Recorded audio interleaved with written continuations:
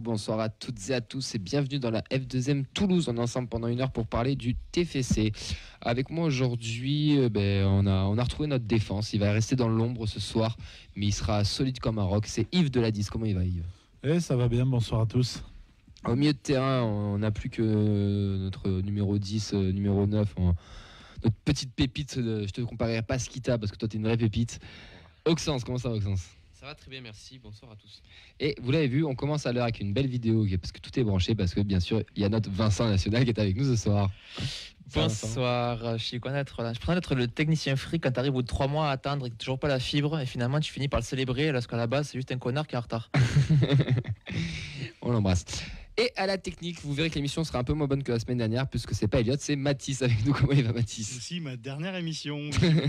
Et ça fait quoi de faire une émission en tant que président d'une association florissante de la ville de Toulouse ? Est-ce que tu veux parler de Good Morning Toulouse ? Exactement. Écoute, ça fait extrêmement plaisir.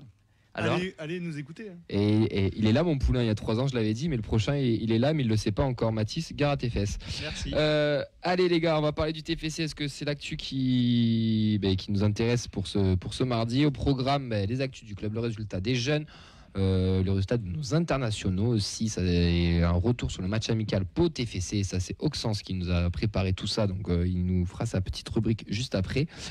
Ensuite, on fera une petite pause musicale et on passera à la preview Toulouse-Auxerre avec le compte Twitter Panenka AJA, donc un vrai supporter avec nous, un vrai Auxerrois qui va pouvoir nous expliquer un peu toutes les forces, les faiblesses des Auxerrois, et pour préparer ce gros rendez-vous pour nos Toulousains, samedi à 15h. Vous pouvez bien entendu réagir sur le Facebook Live. Il y a Vincent avec son ordinateur qui check tout ça et qui vous répondra en direct et qui vous dira aussi vos commentaires, bien sûr. Et après, vous pouvez aussi faire sur Twitter, sur le Instagram. Enfin, vous en avez bien sûr l'habitude. C'est la 125e émission et on est parti. Quel objectif avez-vous défini ? Le maintien dans les 2 premières places. Quoi ? Dites-moi pas que c'est pas vrai ! Et on va commencer avec les petites actus du club. Et tu as 2-3 petites news. Oxens, fais-nous les partager. exactement, pas grand chose à dire puisque c'est la trêve internationale, mais 2 départs à signaler au sein de l'organigramme du club. Le premier départ, c'est celui de Rudy Rioux, l'entraîneur des gardiens qui rebondit en district et qui devient l'entraîneur principal du SC Draguignan. Et le second départ, donc un peu plus peut-être retentissant, c'est celui de Ali Rachidi, puisque l'ancien recruteur présent au club depuis 2003 a décidé de stopper ses fonctions au TFC à l'âge de 66 ans. C'est son fils Karim qui prendra la relève. Donc en fait, on a toujours un Rachidi au club, quoi. C'est ça. Il faut... Oui, on va rebrancher les casques, ça grésille un peu, ça bug un peu, mais ça va être mieux. Bon, Ali Rachidi, son fils, la dynastie Rachidi reste au TFC, les gars. On change de consanguinité. Est-ce qu'on change de pays de cible ou c'est toujours l'Est ? Je sais pas. Peut-être ça a bougé, ça aussi, on sait pas. On verra bien, écoute. Pendant 20 ans. Verdict au prochain mercato. C'est ça. Rudy Rioux, entraîneur à Draguignan, par contre, il redescend vraiment en bas, mais bon, pourquoi pas, il est un entraîneur principal. Il redescend pas vraiment, puisqu'il prend un poste d'entraîneur principal, donc c'est différent. Oui, il redescend de niveau, oui, pardon. Il voulait retourner vivre auprès de sa famille, et voilà, c'est... Oui, c'est bien. C'est un peu pas inquiétant, mais on perd quand même 2 piliers pour les gardiens au TFC en moins d'1 mois. Même si Barthez n'était pas un contrat, il n'était pas là tout le temps, c'est niveau image, on perd quand même 2 postes de gardiens. Enfin, 2 entraîneurs des gardiens, pardon. Les temps sont durs, mon bon monsieur. Vincent, propose ton CV. Ouf. Allez, on enchaîne avec la trêve internationale, c'est ça ? Exactement, je vais enchaîner avec les résultats de nos internationaux. Donc je vais commencer par Denis Genreau avec l'Australie. L'Australie s'est imposée 3-1 contre Oman le jeudi 7 octobre, mais Genreau n'a pas joué, il est resté en tribune. Et il y a quelques minutes, peut-être quelques heures, l'Australie s'est inclinée face au Japon de Ado Onaiwu 2-1. J'ai pas les buteurs. Ni l'un ni l'autre sont rentrés. Voilà, exactement, les 2 n'ont pas joué. Et c'est parfait pour ma transition parce que j'enchaîne avec... Ado et le Japon. Alors Ado est entré à la 73e minute du match Arabie Saoudite-Japon, match remporté du coup par l'Arabie Saoudite. Et donc du coup il a assisté à la victoire de son équipe contre l'Australie, du coup 2-1. L'Arabie Saoudite, Oman, ça fait rêver c'est le football là. C'est l'Asie, hein. Ouais, c'est l'Asie élargie, quoi. Mais bref. On enchaîne avec l'Europe avec la Turquie. Oui, c'est ce que je pensais aussi. C'est ce que je pensais aussi. Z, c'est le S. Ouais, bah, c'est comme au rugby, hein, tournoi des 4 nations aussi avec l'Argentine, l'Afrique du Sud. Bon, bref, on embrasse nos amis rugbyman aussi. C'est RMC Info là ou c'est la feuille de Ouais, match non, là mais des fois je me rends compte de la stupidité de plein de choses. Mais bon, vas-y, on enchaîne, c'est parti. Parlons de la petite star toulousaine. Exactement, j'enchaîne avec Isiaga Silla avec la Guinée. Un premier match nul 1-1 contre le Soudan. 1 contre 1, ouais. 1 contre 1, non, pardon. Beaucoup là-bas. Ils sont pas beaucoup, non. 1-1 pardon, contre le Soudan dans le match dans lequel Silla est resté sur le banc. Le retour 2-2 contre ce même Soudan, où cette fois Silla a été titulaire et a disputé l'intégralité du match. Et dans moins d'une heure, le troisième match, c'est Guinée contre Maroc. Le duel Hakimi-Silla. Il va être pas mal, il va être pas mal. Ça va être magnifique. Ça a préparé à la Ligue 1 et au PSG. Exactement. Soyons ambitieux un peu. Et je termine du coup avec Nathan Skita qui lui dispute avec la Finlande U21. Quelle pépite. Les qualifications pour l'Euro U21 en 2021. Du coup, 2021-2022 du coup. Skita titulaire, donc du coup 89 minutes disputées contre les U21 de l'Azerbaïdjan, un partout. Et là actuellement on a le match qui se déroule entre la Finlande U21 toujours et l'Autriche U21. Et 2-0 pour la Finlande, doublé de notre pépite toulousaine. C'est vrai? Ouais. Je vais vérifier là, je crois pas. Pas de souci.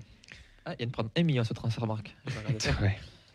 Et je vais terminer cette chronique trêve internationale avec les anciens pitchouns.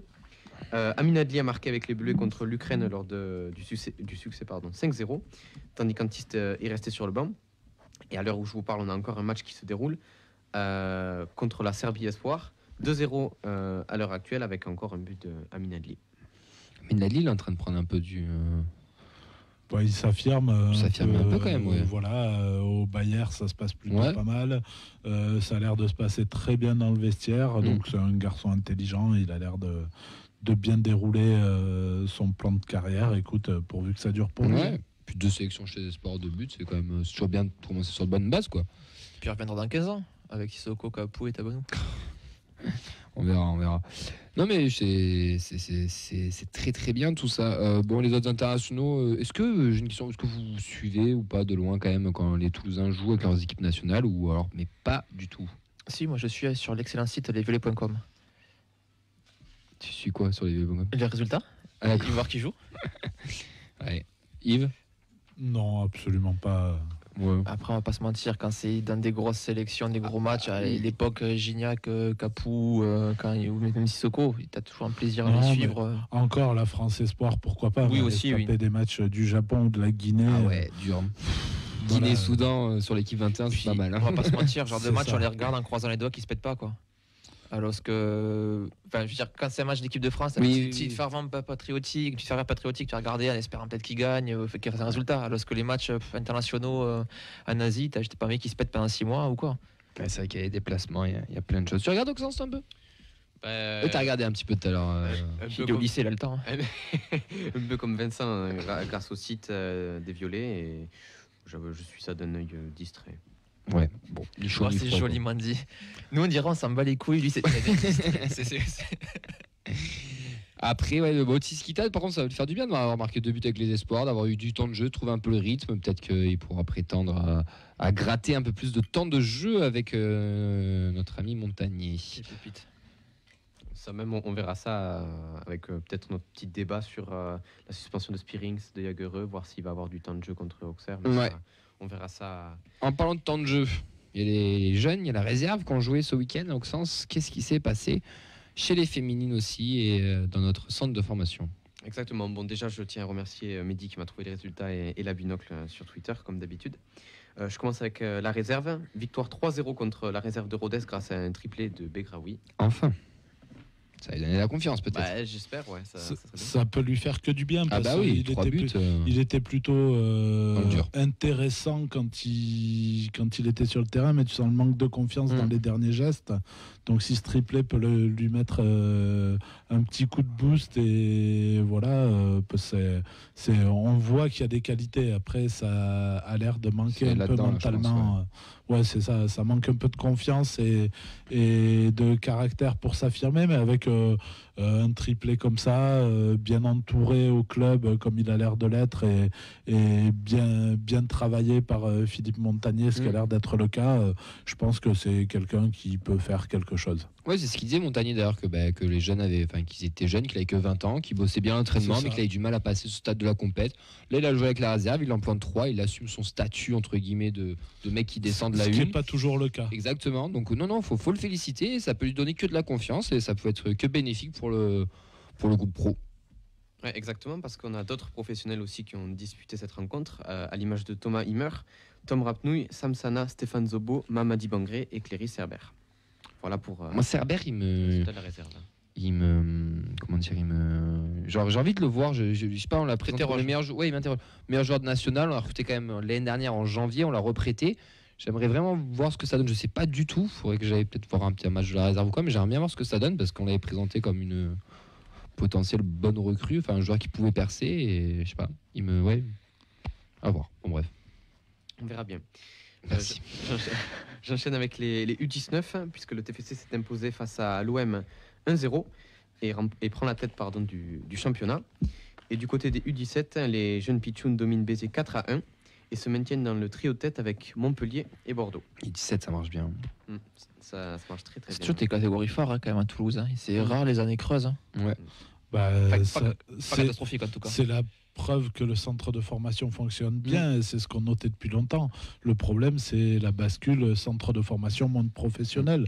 Après, le centre de formation, il a toujours fonctionné plutôt bien, et là, on le voit. Hein. En U19, ils sont en tête du championnat, ils sont dans les 3 premiers en U17, donc les résultats sont là, ça s'affirme. Par contre, quand on regarde la réserve, même Aïe, si là, aïe, il y a aïe. une victoire 3-0, on voit que c'est plus difficile. Donc c'est vraiment cette transition vers le plus haut niveau, le passage à la dernière marche qui est compliqué. Si je dis pas de bêtises, 7e ou 8e la réserve, non c'est Alès. Je m'aventurerai C'est pas Alès sur, qui est premier avec 12 points, ça je sais. Et Blagnac qui est co-leader, enfin qui est leader adjudant derrière. Et je crois que le TEF, ils sont 6 ou 7 ou 8e. Mais bon, voilà, tu as raison, on performe chez les jeunes, Ouais, mais voilà, 9e. il faut être en CFA2 à 9e. Ouais. Sur 14. Alors qu'on a ambition de monter quand même, hein. Faut pas l'oublier. Hein. Pas l'oublier. On enchaîne. Oui, pardon, les féminines, c'est ça. Exactement, avec les Allez. résultats des féminines, on avait beaucoup de matchs différents ce week-end. Je commence par la R1 qui remporte le derby face au Toulouse Métropole 2-1 grâce à Ushkashi et Étienne Mehdi doit être dégoûté. et se retrouve à la deuxième place du coup. Le carton de la semaine, il est pour la R2 qui étrie Beaucaire 5-0 grâce à des réalisations de Clément, Chaban, Abejan, Roumiga et Ferraro et passe à la troisième place du groupe B. Et enfin, les U19 toulousaines ont battu l'OM grâce à un triplé de Soulac, donc du coup 3-0, et disposent d'une avance de 6 points en tête du championnat. C'est bien, ceci pour les féminines, c'est bien. Ils ont ambition de faire remonter, c'est bien. Ouais, il y a des bons résultats. Il y a des bons résultats chez les jeunes. Moi, ce qui m'interpelle un peu, c'est le résultat de la R2. Victoire 5-0, 5 buteurs différents, c'est quand même assez impressionnant. Ouais.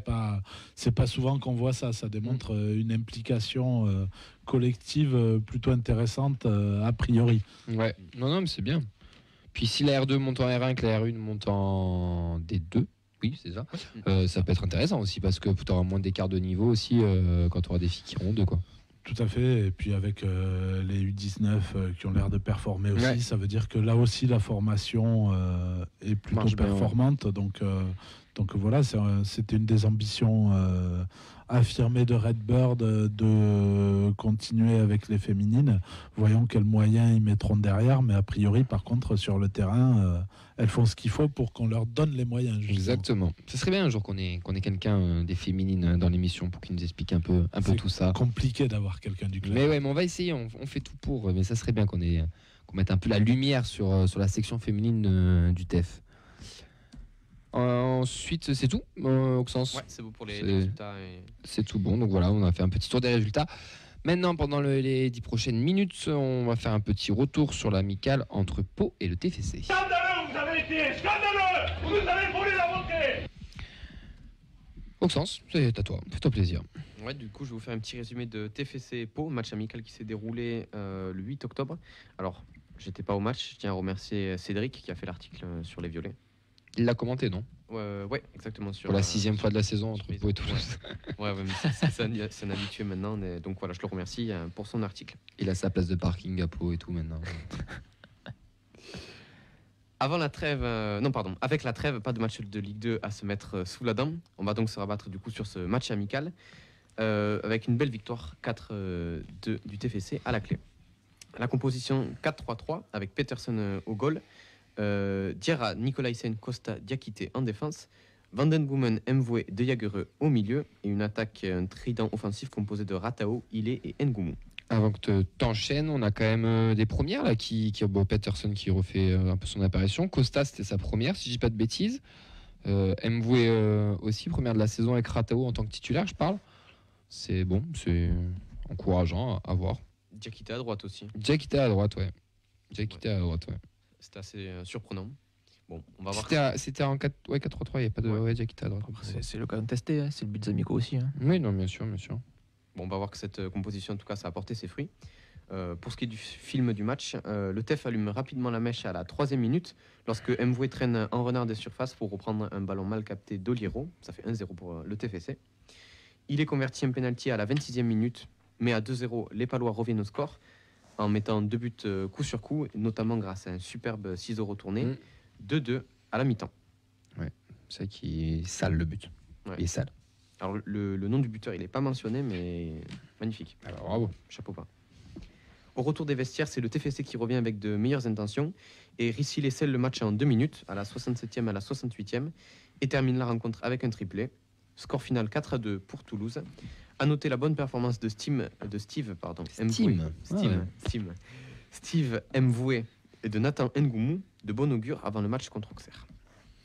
Ouais, mais on parlait de Bergaroui qui faisait un triplé, ça allait faire du bien à la confiance. Je pense que le petit Rissilé qui était en manque de but, qui avait très soif de marquer, là, d'en mettre 3 aussi pour le match amical, c'est bien avant d'affronter Auxerre.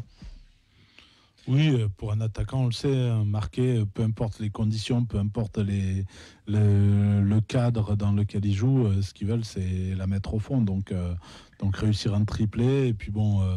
Pau, c'est pas n'importe quoi, hein. C'est une bonne équipe du championnat de Ligue 2, donc c'est un bon étalon pour travailler, donc c'est plutôt intéressant et je trouve ça très intéressant justement que Pau joue le jeu, ça leur sert à eux aussi, mais à chaque trêve internationale, ils sont toujours là pour offrir une opposition. C'est toujours plus intéressant que d'avoir des oppositions en interne, de pouvoir jouer contre des clubs qui évoluent en plus au même niveau. On a cette chance. Pas très loin. Et c'est bien que régionalement, même si c'est un peu de la région élargie, entre guillemets, mais bon, entre l'Occitanie et Pau, il y a 30 km.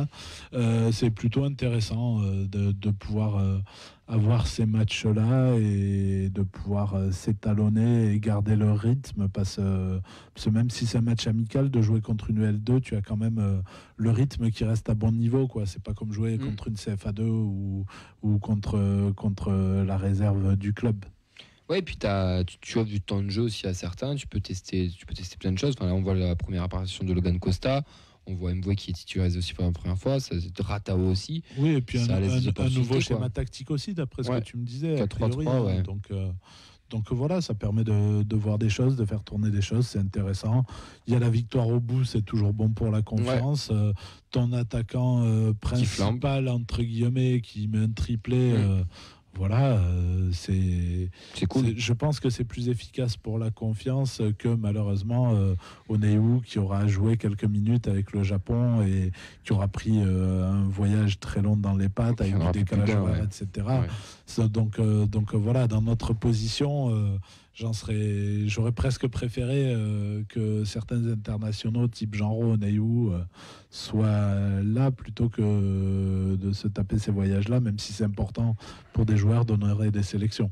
Ouais. Non, puisque c'est intéressant, surtout que tout le monde a eu le temps de jouer au final, puisque comme dit tout à l'heure Oxens, sur l'équipe réserve, il y a aussi quelques pros, donc au final, il n'y a pas non plus tant que ça des semaines où le temps de jeu est assez équilibré. Bon, malheureusement, comme tu disais Yves, les internationaux n'ont pas tous pu en avoir, mais ça permet de garder le rythme sans forcément non plus prendre le risque de se péter comme un championnat. Qui vous voyez qui pourrait être dans un 11 titulaire Est-ce que vous pensez qu'un Ratao peut pointer le bout de son nez, ou c'est encore trop tôt? Qu'un Logan Costa peut-être aussi peut pointer le bout de son nez ou... Ratao, ça semble compliqué de le voir titulaire, puisqu'a priori c'est pour de la rotation avec Oneiwu et que ça marche bien. Si, quoique sur le retour, justement, avec ce que je disais du retour de voyage d'Oneiwu, dans quel état va-t-il rentrer de son voyage, est-ce qu'il sera en forme ou pas? Oui, ça offre une solution à ce niveau-là si jamais Ado n'était pas en forme suffisante physique, pour démarrer le match. Parce que tu peux aussi prendre le parti de te dire qu'il a que 20 minutes dans les pattes et donc tu mets Ratao en début de match et tu le fais rentrer. Tu finis avec Ado. Tu finis avec Ado à la place de Hillé ou de Ratao en fonction de celui qui est le plus fatigué et le moins performant sur le moment. Voilà. MV, moi j'aimerais que ça s'intéresse 30 secondes à MV. C'est un genre de joueur qui est quand même depuis pas mal de temps au club.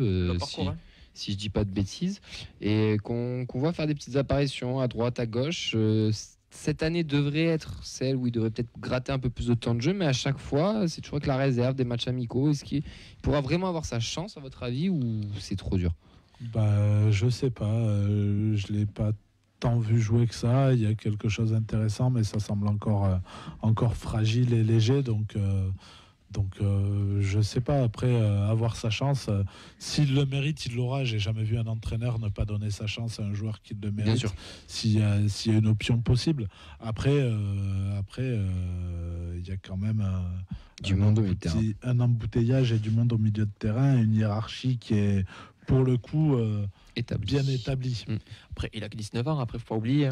Oui, il est arrivé, alors que je retrouve sur sa fiche, il est arrivé en février 2020 au TFC. Il a joué un petit peu avec les jeunes, un petit peu avec la réserve. Pas avant? Non, je crois que tu confonds avec Zobo.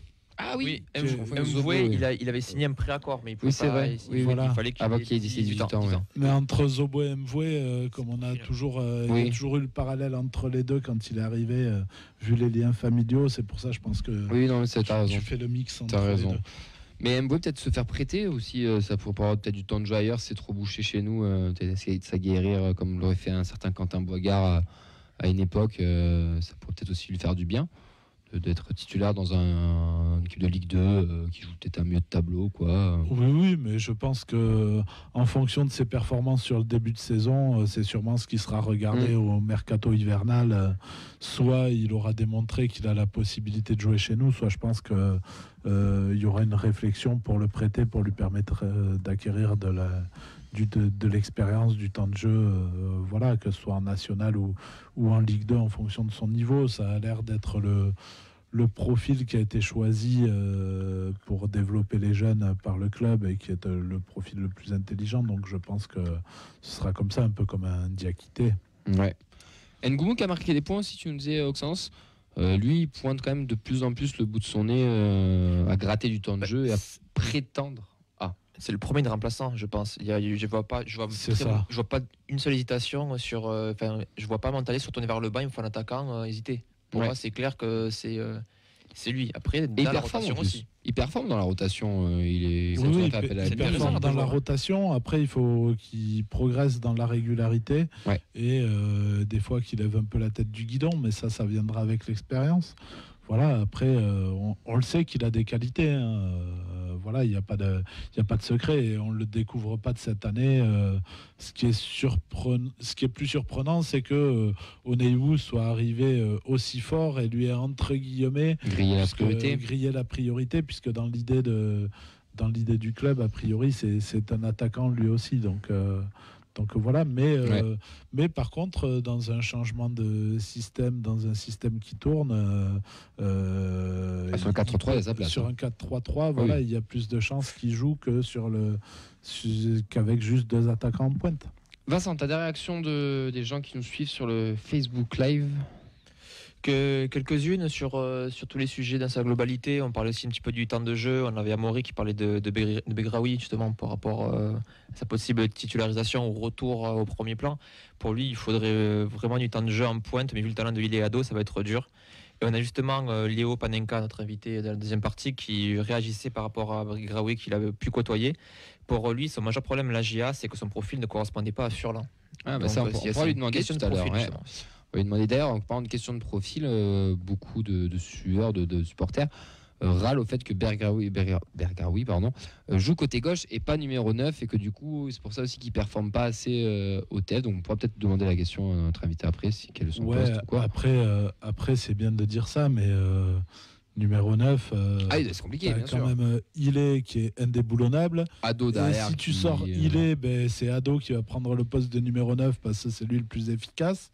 Et puis après, avoir Ratao aussi dans le profil. Mais j'ai l'impression que Ratao aussi a ce profil. Voilà, donc axial, ouais. je pense que... Et moi, je trouve que Begraoui a montré des choses sur les côtés. Il a toujours raté la finition. Mais dans sa capacité à se créer de l'espace, à créer des occasions et à rentrer, elle est là. Donc après, c'est vraiment du travail de finition et de confiance qu'il lui faut. Mais je pense que y a moyen qu'il se développe à cet endroit-là et que voilà, il faut juste lui laisser le temps de se développer. Après, il a déjà du temps de jeu, il arrive à le prendre. Montagnier et le club ont l'intelligence de ne pas lui en vouloir quand il rate des choses et de continuer à lui témoigner de la confiance parce que oui, il en rate, mais il en réussit aussi. Il est très jeune. Et voilà, et donc gratter des quarts d'heure, 20 minutes de jeu sur des fins de match, s'il réussit en plus à marquer derrière, voilà. Moi, j'aimerais bien le voir justement rentrer dans une fin de match qui tournerait un peu bien pour nous face à Auxerre et voir ce que son triplé a pu lui apporter en confiance et ça peut être bénéfique pour lui. Oui, pourquoi pas marquer contre son ancien club, ça changerait un peu. C'est clair. Pour une fois, soit chez La retourne. c'est pas dans l'autre sens. C'est clair. Parce que sinon, le triplé d'Hamza Saki, il vient gros. Le presque au club. Ouais, le presque au club peut marcher aussi, il faut faire attention. On va enchaîner avec notre preview, débat et notre invité Panetka Agia. Donc c'était des cons. C'était des gros cons. 10 mannequins toulousains sur la pelouse, quoi. J'ai eu au téléphone, il m'a dit fonce au TFC, c'est vraiment c'est une famille.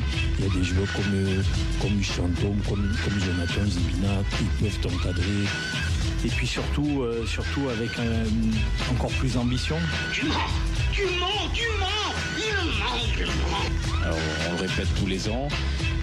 Et il y a des saisons où pérenniser, ça passe d'abord par bien défendre. Et ce samedi à 15h, c'est la reprise du championnat de Ligue 2 avec une grosse affiche pour nos violets, puisqu'on reçoit l'AJ Auxerre qui est 3e du championnat et qui de mieux qu'un supporter auxerrois pour nous parler du club. Bienvenue à toi Léo, comment ça va ? Salut à tous. Merci de participer avec nous, c'est vraiment un grand plaisir que tu sois là. Léo, tu as une chaîne YouTube qui parle de la JA, est-ce que tu peux nous en dire un peu plus ? Ouais, alors voilà, c'est une petite chaîne YouTube qui parle de la JOCR. Vous pouvez y retrouver des avant-matchs. D'ailleurs, j'espère qu'il y en a un d'entre vous qui passera c'est prévu. À Toulouse. C'est prévu. Des petits débriefs d'après-match. Et puis voilà, j'essaye de faire d'interviewer d'anciens joueurs, même de faire des reportages autour du club, bref, de mettre en lumière le plus grand club de France. Est-ce que ça joue toujours le maintien depuis même qu'il n'y a plus Giroud ? Alors, cette saison, oui, ça joue le maintien, effectivement. Ça a été, entre guillemets, les objectifs, on va dire, donnés par la direction, puisque je rappelle qu'au début de saison, les objectifs annoncés n'ont pas été clairement la montée. On était assez inquiets du côté de la direction et des objectifs qui ont été donnés. Je me souviens de Jean-Marc Furlan qui était relativement pessimiste, mais après là, sur le terrain, on a répondu présent. Pour le moment, on est 3e. On espère jouer un peu plus que le maintien. Et comment tu juges le début de saison de la JA là, en tant que supporter ? Ouais, moi je trouve... Après 7, 8, 10 ans de disette, vous appelez ça comme vous voulez, on ne peut être que satisfait. La GIA, même si bien sûr on a mis les moyens, et c'est ce qu'on attend avec un projet comme ça, quand on voit les noms qui sont arrivés, Furlan il y a quelques saisons, maintenant il y a Autrette, Charbonnier, etc. On doit attendre de cet effectif de jouer la montée tout simplement, mais c'est vrai que c'est un plaisir de voir que ça fonctionne en ce début de saison. C'est vrai qu'au début de saison, on était un petit peu inquiet. Je rappelle qu'il y a eu un changement de président, des moyens qui ont été réduits. On a eu un mercato, même s'il y a eu une grosse arrivée qui est celle de Gaëtan Charbonnier, un mercato assez calme dans la continuité des saisons passées. Quelques supporters étaient inquiets, mais finalement l'équipe a très bien su relever le défi et le début de saison, selon moi, est excellent. Messieurs, nous la semaine dernière on a fait on va dire les outsiders pour la montée. On a mis bien sûr Auxerre. Yves, toi tu n'étais pas là la semaine dernière, mais est-ce que Auxerre tu les mets dans les prétendants outsiders à la montée avec leur début de saison? Tu es obligé de regarder les résultats et de forcer de constater qu'ils ont la capacité à la jouer, que effectivement, comme le disait Léo, l'effectif est taillé pour. Et je pense que justement le fait d'avoir connu un mercato peu agité, une continuité, on le sait tous, hein, bien souvent les clubs qui arrivent à fonctionner, c'est sur de la continuité, c'est sur des joueurs qui se connaissent. On a un peu le même cas chez nous, hein, où c'est, les performances sont dans la continuité de ce qu'il y avait la saison dernière, de ce qui était produit, et que c'est souvent beaucoup plus difficile quand il y a beaucoup de changements. Donc oui, Auxerre dans les outsiders, c'est somme toute logique, ne serait-ce que par le standing du club. En fait, tu es toujours un peu obligé de te dire que ce club-là devrait remonter et va se battre pour remonter. Par rapport à ça, quelles sont vos forces à la GIA cette année, cette saison? Quelles sont les forces de l'OSG Auxerre? Je vais être extrêmement original. Je vais citer le secteur offensif. On a un nouveau buteur qui est arrivé, Gaëtan Charbonnier, que je pense que vous connaissez normalement, oui. Qui est arrivé, qui a directement, qui a rapidement su s'adapter. Il avait quand même une très grosse pression puisque c'est un petit peu la dernière saison du projet Furlan. Il est arrivé à savoir, le club a un petit peu tout misé dessus. En tout cas, c'est un petit peu vu comme ça. Il remplace en plus Mickaël Lebihan qui est parti et qui avait inscrit 19 buts la saison passée. Et il a très très rapidement su s'adapter. Je crois qu'il est à 6 ou 7 buts déjà cette saison. Dans les forces offensives, il y a lui, il y a Gauthier Hein qui a réellement passé un cap cette saison. On connaissait les qualités du joueur la saison passée, mais on voit qu'il a vraiment pris confiance et le fait d'enchaîner, ça lui fait le plus grand bien et son duo avec Charbonnier marche à merveille en ce début de saison. Et puis après au niveau des forces offensives, je peux aussi citer Perrin qui même s'il est un petit peu plus discret au niveau des stats, il apporte beaucoup et il s'est rapidement fondu dans ce collectif. Mathias Autrette, même si en ce début de saison c'est un petit peu compliqué parce qu'il n'était pas très en jambes, même si il monte en puissance petit à petit. Voilà à peu près pour le secteur offensif. Je pourrais même citer Sinayoko qui fait de très bonnes rentrées et qui a bien dépanné en début de saison. Et puis défensivement, notre gardien Donovan Léon qui, même s'il avait eu un début de saison un petit peu délicat, là il revient vraiment en grâce et il est exceptionnel. Sur les derniers matchs, il nous a rapporté des points, il a été excellent. Et puis en général cette défense qui, même si on est parfois un petit peu fébrile, le point fort cette saison c'est qu'on n'a pas énormément encaissé. Tu nous as pas cité Hamza Saki qui a été chez nous le tube de l'été, pour les Toulousains qui voulaient le recruter. Tu ne l'as pas cité dans tes tops offensifs. C'est voulu ou c'est parce qu'il passe au travers? Un petit peu des deux. C'est vrai que début de saison, il avait mis 2 buts lors des 2 premiers matchs. D'ailleurs, sur une frappe magnifique qu'il met face à Grenoble, j'avais la chance d'être ramasseur de balles juste derrière le but. C'était fantastique. Après ça, il a eu son transfert avorté au TFC qui lui a mis je rappelle, il avait fait, entre guillemets, il y avait une blessure diplomatique, il me semble, face à Nancy, où il s'était déclaré blessé, mais apparemment il ne l'était pas, c'était parce qu'il pensait sûrement partir. Et derrière ça a été un petit peu compliqué pour revenir. Il s'était même, je me souviens un match face, c'était peut-être Guingamp ou Ajaccio. Il s'était même pris la tête avec Mathias Autrette pendant toute une seconde mi-temps. Bref, il y a eu un passage un petit peu plus compliqué même où Furlan le faisait commencer sur le banc. Et puis petit à petit, il revient, il commence à remonter en puissance. Non, mais ça, Hamza Saki, très bien. Même si, je sais pas si vous avez vu passer l'info, il sera sûrement absent face au TFC puisque il est sorti sur blessure à l'entraînement et il est parti faire des tests.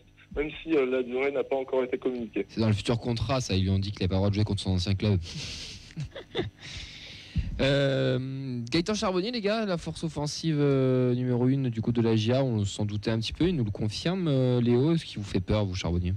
C'est que tu es quand même une assurance de planter entre 5 et 10 buts en Ligue 1, donc en Ligue 2 c'est encore plus évident qu'il peut planter contre n'importe quelle équipe. Puis c'est le genre de joueur qu'il faut une occasion et ça plante. Puis il nous avait fait mal, rappelez-vous, face à Brest. Puis bien entouré, voilà, déjà une équipe Brest qui est tournée vers le contre, là c'est une équipe carrément qui joue pour lui. Pour moi c'est évident que c'est leur atout numéro 1. Nous de chez nous, on a... Oui, pardon, Xan, tu voulais peut-être ajouter un truc? Non, j'aimerais rajouter aussi que c'est peut-être aussi l'un des principaux candidats pour le titre de meilleur buteur du championnat. Ouais, c'est pas faux.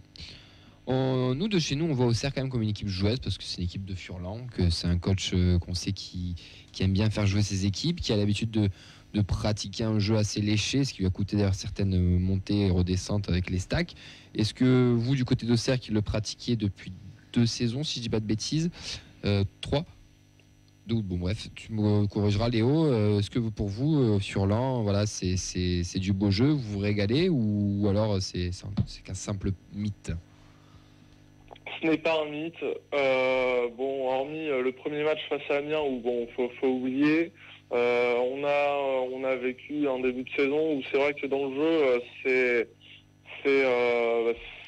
c'est très abouti. Même si on avait des carences en début de saison, notamment pour se créer des occasions, avec l'arrivée de Charbonnier et puis l'enchaînement, là c'est bon, on commence à se créer beaucoup d'occasions, c'est plutôt sympa. Et oui, bien sûr, dans le jeu, la GIA est sûrement l'une des meilleures équipes de Ligue 2, ce n'est la meilleure, même si j'ai pas encore regardé jouer toutes les équipes. Et ça se ressent vraiment au niveau... quand on va dans le stade, il y a un engouement qui se crée un petit peu autour de cette équipe. Là, je crois qu'on a commencé avec 5000 spectateurs, on a déjà doublé, je crois qu'on a fait 9800 au dernier match. Les gens reviennent. Je me souviens un match face à Guingamp, la GIA perd 2-1, il me semble, c'est notre seule défaite de la saison. Mais on avait vraiment l'impression que le match restait quand même bon, puisqu'on avait eu des séquences de jeu et tout qui étaient magnifiques. Alors non, ce n'est pas un mythe. Jean-Marc Furlan et puis la GIA, c'est une équipe extrêmement joueuse. Et du coup, quelles sont vos faiblesses? Comment on va vous battre samedi? Comment on doit vous battre? Quelles sont vos faiblesses? Alors, si vous voulez des faiblesses, vous mettez un côté gauche super offensif, puisque notre latéral droit, Carlen Arcus, qui a eu une situation pas similaire à celle d'Amzazaki, mais j'ai envie de dire presque, il y avait un ticket de départ pour partir, a du mal à revenir en début de saison. Pourtant, c'était l'une des valeurs sûres la saison passée et puis même les saisons d'avant. Et carrément, Jean-Marc Furlan le met sur le banc en ce moment. Et à la place, il met Alex Yorian, qui est un... Alors, attention pour tout le respect que j'ai pour lui, c'est un joueur, oui, il fait le taf, mais défensivement, c'est une catastrophe, on va pas se mentir. Écoute, ça tombe bien, on a le même du côté gauche, donc il va y avoir un super affrontement entre les mauvais côtés. Voilà, mais en tout cas, au niveau du poste de défenseur droit, si c'est Arcus, ça va le faire parce que Arcus sait défendre. Mais si c'est Yorian, ça va être extrêmement compliqué. Et puis également, au niveau des changements, c'est vrai que Jean-Marc Furlan est pas un super coach au niveau du coaching. Autant le 11 titulaire c'est carré, mais quand il s'agit de faire des changements, ça nous coûte des points. Et je pense au dernier match face à Nîmes où il a décidé de changer de dispositif, de sortir 3 joueurs qui se portaient plutôt bien pour que toute l'équipe soit totalement désorganisée et se fasse remonter de 2 buts. Le joueur à suivre vraiment de très près à Auxerre, c'est qui?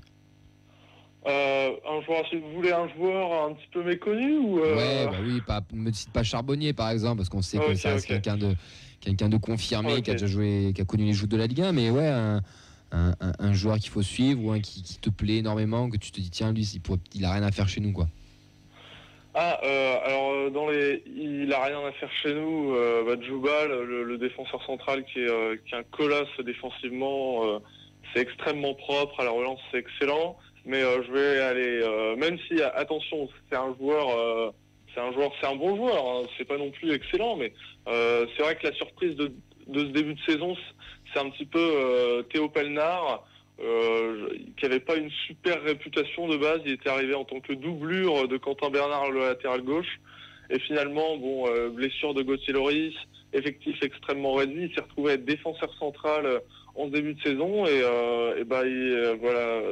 Ça marche super bien et c'est vrai que c'est vraiment la surprise au début de ce début de saison, même si voilà, c'est pas non plus c'est pas le joueur à suivre, attention, vous n'allez pas non plus sauter au plafond, hein, mais voilà, c'est un petit peu une surprise et c'est voilà, une excellente surprise. Et puis si vous voulez un joueur à suivre, Gauthier Hein, et puis vous allez vous régaler. Comment on voit le TFC de Bourgogne? Est-ce que ça fait peur? Est-ce que c'est l'équipe favorite? Est-ce que c'est un outsider? Comment vous nous voyez de là-haut? Alors, pour les autres, je sais pas. En tout cas, moi, ma vision du TFC, c'est une équipe, c'est une très bonne équipe, très offensive, qui joue un petit peu plus en contre, il me semble. Vous avez été en réussite en début de saison, même si en ce moment vous êtes un peu plus dans le dur, vous avez quand même gagné pas mal de matchs, vous avez des joueurs de qualité. Après voilà, je pense que la GIA aura quand même son mot à dire, même si voilà, je crois que vous avez trois absents assez importants. Et si pas je les me trompe moindres. Pas les moindres, ouais. Ouais.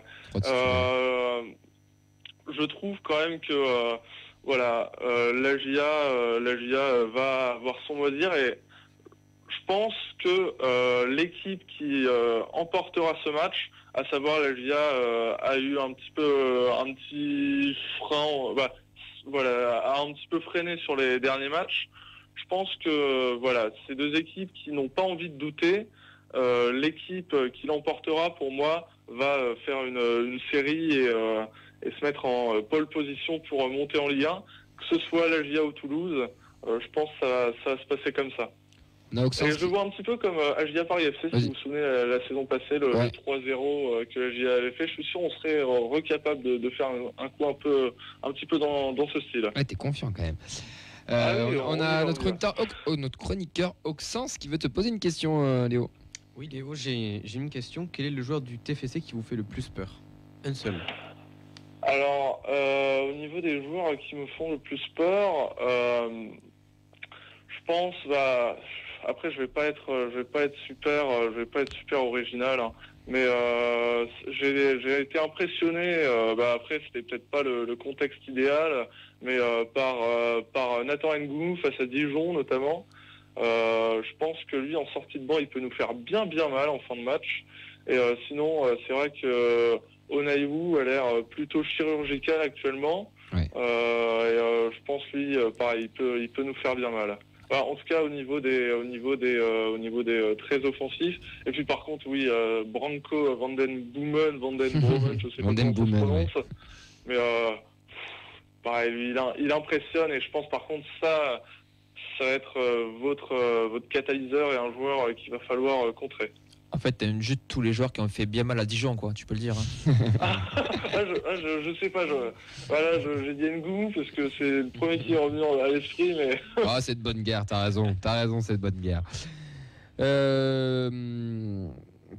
Oui, les forces, le joueur qui te fait peur. Oui, donc du coup, il nous l'a déjà dit. Merci, ça m'a perturbé. Léo. nous on a l'habitude de faire les pronos, mais avant qu'on fasse les pronos, on a recruté un libre, un ancien de chez toi, et on est assez mitigé sur son début de saison. On voit des choses intéressantes, mais d'un côté on voit des choses aussi un peu plus dans le dur, mais bon, il est jeune aussi, donc on lui laisse du temps. Il vient de marquer un triplé avec la réserve. Je parle bien évidemment de Bergraoui. Toi qui l'as vu évoluer à la GIA, qu'est-ce que tu peux nous dire de ce joueur et ce que tu penses qu'il peut réussir au Toulouse Football Club? Alors, Yanis Bergraoui a rapidement explosé à la GIA. Il me semble qu'il signe pro seulement 10 mois après son arrivée. Tout s'est fait très rapidement pour lui. Après, il a connu une longue période en réserve où on ne le voyait plus vraiment avec l'effectif pro parce que les entraîneurs successifs lui ont pas forcément fait confiance. Avec Jean-Marc Furlan la saison passée, donc il marque 2 buts. Alors, il a un profil assez atypique qui ne convient pas à tout le monde et à tout dispositif de jeu. C'est un joueur qui, tu peux pas le voir pendant 80... un petit peu à la Icardi, hein, on peut pas le voir pendant 80 minutes et puis, allez hop, un centre, il va mettre le pied et puis ça va finir au fond. C'est un joueur qui, au niveau de la finition, même si apparemment c'est pas top en début de saison, mais sachez qu'il est vraiment chirurgical. Donc c'est un problème de confiance qu'il a en ce moment, quoi. Oui, peut-être. Et puis le changement aussi changement de club, ça l'a peut-être le temps qu'il s'acclimate, etc. Après, à la GIA, je pense s'il n'a pas réussi, c'est pour 2 raisons. La première, c'est que Jean-Marc Furlan et les jeunes, c'est pas trop ça. Et puis la seconde, c'est que malheureusement son profil ne convenait pas au système de jeu de la GIA, qui a besoin d'un attaquant qui participe dans le jeu. On le voit bien avec Charbonnier, même avec Le Bihan l'année dernière, même si c'était pas trop ça collectivement, c'est quand même un joueur qui pèse énormément. Bergraoui, lui, c'est beaucoup plus discret. Le mieux, c'est carrément de le mettre avec un autre attaquant à côté. Je me souviens en réserve, il jouait avec Lassine Sinayoko, qui en ce début de saison a pas été mal avec la GIA. Bergraoui, Sinayoko était un petit peu le rôle de celui qui va faire les déviations, etc. Et puis Bergraoui était là derrière, il tournait un petit peu autour. Je pense au TFC, est-ce qu'il va réussir? Ça dépendra aussi si le joueur aussi arrive à s'adapter et à être un petit peu plus polyvalent. Je pense que c'est son majeur défaut pour le moment. Ok, écoute, merci. Merci pour ces petites précisions. Écoute, comme je te l'ai dit juste avant, on fait les pronostics en général avant chaque match. On va faire un petit tour de table et voir mais avant ça, est-ce que Vincent, tu as des réactions ou on enchaîne direct sur le prono? Oui, Michel Lamouri qui demande est-ce que Camille arrivera à dire Bergraoui normalement, que de suspense cette saison en Ligue 2. Oui, c'est Bergraoui, pas Bergraoui. C'est vrai que je mets un R là où il n'y en a pas. Il a raison. Les pronos, messieurs, Auxence, que vois-tu samedi à 15h, sachant que j'ai une stat qui sert à rien mais qui est très drôle, c'est que les supporters de la GIA, tu m'arrêtes si je dis une bêtise, mais ont peur des matchs à 15h parce qu'apparemment ça fait très longtemps que vous n'avez pas gagné en prime à 15h sur Bein. Je me souviens même pas de la dernière victoire à 15h. Ouais, j'ai vu passer ça sur les réseaux, ça va faire 2019, je suppose. Peut-être, je sais pas. J'ai vu que les Auxerrois étaient inquiets. C'est non, pas à 15h, on gagne pas à 15h. C'est un peu comme nous le dimanche soir sur Canal à l'époque. Je me souviens. L'année dernière, autant Téléfoot ont gagné, mais dès qu'on est passé sur Bein, ça nous réussissait pas. Auxence, ton prono avec cette super stat. Je vois une victoire du TFC, forcément un match serré, 1-0, Ratao. Ouh, la grosse cote. Yves, un tir de 25 mètres. 2-1, il est Nicolas Hyssen. Voilà, et de l'autre côté, c'est Saki qui va marquer, c'est écrit. Ouais. Attention, Saki potentiellement absent. Ah, d'accord. Mais s'il est là, il marque. Ouais. Tu me regardes? C'est pas très radiophonique ça. 2 partout, but de Dessler et de Bergraoui contre un doublé de Charbonnier. Mathis, tu as un petit prono? Allez, je vais dire 3-1 moins. 3-1 pour le TF. Des débuteurs peut-être? Ouais, non, demande pas trop. C'est une option. Si, attends, je vais t'étonner. Aucun nom, j'ai vraiment aucun nom. Ok, 3 contre 50 du coup, c'est chaud. Hein. Léo, oh là là, je suis en train de dire Panenka Gia, excuse-moi, c'est la fatigue, c'est la fin d'émission. Léo, du compte Twitter Panenka Gia, qu'est-ce que tu paries pour ce week-end? Nous, on a tous pour le moment parié sur le TF. Qu'est-ce que tu vas faire pencher la balance? Je déteste donner des pronostics. Et je vais dire un petit 3 à 4 pour l'EGIA, donc 4-3 à l'envers. Je vois un match avec beaucoup de buts. Hein. Je pense que ça va y aller, même si c'est un coup à ce que ça termine en 0-0. C'est qui votre Geoffrey Cuffaut? Et puis, au niveau des buteurs, un doublé de Gauthier Hein qui va marquer, et puis Perrin et Djouba. Là. T'es au courant que Boucher joue plus chez nous, hein? Il est parti chez vous à un moment. Hein? Comment Zachary Boucher joue plus chez nous, hein? Normalement il y a un gardien, là, on prend pas de but. Hein? Moi je vois un 2-0 pour Toulouse avec un doublé de Begraoui. Et il met son doigt comme ça pour faire chute. C'est un bisou à Furlan. Ouais, il a jamais vraiment été critiqué, là, je dis. Alors normalement ça. Ah, ou bon, alors ça devrait l'entraîneur. Ça devrait aller alors. Bon, en tout cas, merci beaucoup Léo de ta présence avec nous. On va te libérer. On se tient au courant pour nous si on viendra participer en retour, bien entendu. Rappelle-nous juste tes réseaux Twitter et ta chaîne YouTube. Et on te souhaite un bon match pour samedi. Et du coup, pour les réseaux, alors Twitter, ça doit être Panenka Léo, je crois. Et puis pour YouTube, vous tapez Panenka Gia. Et puis normalement, vous devrez trouver un petit peu de contenu. De toute manière, on les a mis en commentaire. Vincent vient de les ajouter en commentaire sur le live. Donc n'hésitez pas à aller voir le travail de Léo. On te remercie en tout cas. On te souhaite une bonne soirée, un bon match. Et même si tu es dispo mardi prochain pour débriefer avec nous, tu es bien sûr le bienvenu. Ouais, merci à vous pour l'invitation. Bonne chance pour le match. Ouais, merci toi aussi. Allez, à bientôt Léo. À bientôt. Messieurs, on va clôturer cette émission, il nous reste quelques minutes et on va passer au petit quiz de Auxence. Tu as exactement 3 minutes, Auxence. Et maintenant, c'est le quiz de la feuille de match. Bon, puisque apparemment ma vie est en danger, je vais faire vite. Non, t'es pas en danger. Je vais faire assez simple. C'était le quiz prévu pour la semaine dernière. On avait un peu parlé des 0-0 contre Amiens. Et le 1er février 2019 avait lieu ce fameux 0-0 au stade de la Licorne, mais en Ligue 1. À vous de me retrouver. C'était après la fameuse série qu'on avait loupée là, avec une défaite près, c'est pas ça qu'on fait. Belle la vie. Non, c'est quand on arrête la série de défaites consécutives, c'est ça. Donc à vous de me retrouver les titulaires des deux côtés, les entraîneurs et les entraîneurs. Gürtner. Ouais, ça marche, Gürtner. C'est à qui ça moi? Vas-y. Waouh. 2019, sur le banc, on devait avoir Camboiré. Non. Et non, il arrive après. Non, c'est le seul point de Nisanko. De Nisanko. Ah oui. Bon, j'ai perdu. Bon, du coup, c'est raté. Matisse, peut-être. Non. Abuse pas. Attends. Non, aucun. Dommage. Diakité. Ça marche. Blain, ça marche de l'autre côté, ouais, c'est bon. Je peux revenir dans la partie? Ouais. Cool. Silla? Ouais, ça marche. Oh yes. Yves? On a fait Diakité. Merde. 2019, j'arrive pas ça. Ah, mais si. Non, là, la montre. Celui qui s'est fait voler la montre. Ah oui, Gradel. Même pas. En plus. Ah ouais, merci ça c'était mon camarade. Merci Camille. Voilà. Coulouris. Ouais, c'est bon, Coulouris, ça marche.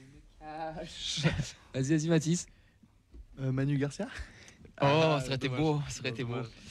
Non, désolé. Les blagues, ça marche, mais c'est des blagues qui ont 4 ans, Mathis, déjà. Vincent n'a pas actualisé ses blagues, en fait. Coulouris, ça marche. Du coup, ça a bien marché courir. Hein. Wow, putain, mais. Sidibé? Non, toujours pas. Diakité. Tu as déjà dit. Diakité, ça marche. Saïd. Ah oui, j'ai dit. Saïd, c'est bon. Saïd, ça marche. Il y était. Qui c'est qu'on doit avoir en c'est des époques que j'ai oubliées. Rogel. Non, même pas. Gabrielsen. Ouais. Putain, mais ouais. Ça marche. C'est lui que je cherchais tout à l'heure. Je trouve plus son nom. Qui c'est qu'on doit avoir en pointe avec Coulouris? Non, qui c'est qu'on a avec. Ouais, on doit avoir notre attaquant. Saïd. Vous avez Coulouris en pointe. Ouais. Saïd à gauche. Boigard. Non, alors Boigard ça compte parce qu'il est rentré, Ah. donc on va dire que ça marche. Mais il n'était pas titulaire. Il n'y a pas Makengo qui joue encore? Makengo il n'y était pas. Vainqueur. Si par contre, il est rentré entre temps, mais il n'était pas titulaire donc ça marche. Vainqueur. Vainqueur c'est bon. Il était Oh là titulaire. là, cette équipe de Ferrari. Dosevi. Ouais, c'était Oh lui. là à là. droite, c'était lui. Ah, ça fait pas. Si vous voulez jouer, vous me dites, il n'y a pas de souci. Il en manque 4 si vous voulez faire Quatre le 11. Allez, vas-y, des postes. Il donne des postes, ouais. Gardien, le gardien. latéral droit et 2 milieux. Le gardien Kalinic. Ouais, Kalinic. Ensuite, l'autre poste, tu m'as dit 2 milieux et un défenseur droit. Défenseur droit, Morera. Ouais, Morera c'est bon. Je l'ai vu 20 fois ce match. Dernier match de foot qu'on a dit TEF pendant longtemps. Non, je sais 30 pas. secondes. Il te reste. 30 secondes. Deux Allez, milieux. 2 joueurs. Allez, un indice. Un Pichoun et un Ivoirien. Sangaré. Ouais, Sangaré et le Pitch. Connais. Ouais, joli. Et cette équipe a fini en Ligue 2. Ça a été sacrément capillotracté quand même. Ouais, tu vois que j'avais pas vu les réponses, je me suis trompé à chaque fois. Allez messieurs, merci Auxence. Le quiz de la feuille de match est terminé. Pour ce quiz express, merci à Yves d'être venu. Oui, de toute façon, oui, j'allais dire revenu, mais non, t'es juste venu. Ouais, et tout puis simplement. rendez-vous à l'avant-match, porte Ouais. 7. Si vous voulez vous adhérer à la liste et si vous voulez nous soutenir, juste nous soutenir, il y aura des t-shirts et des stickers. Voilà. Auxence, merci à toi aussi. Tu rendez-vous porte 7 pour t'adhérer et prendre des stickers. Vincent, pareil, rendez-vous porte 7 et Mathis aussi. Merci à vous, merci à Camille. tous. Merci Mathis d'avoir fait la technique. On se retrouve mardi prochain sur Doc, c'est 98.3 avec un meilleur technicien. Bien sûr, ce sera Elliot. Ciao, ciao, bonne soirée.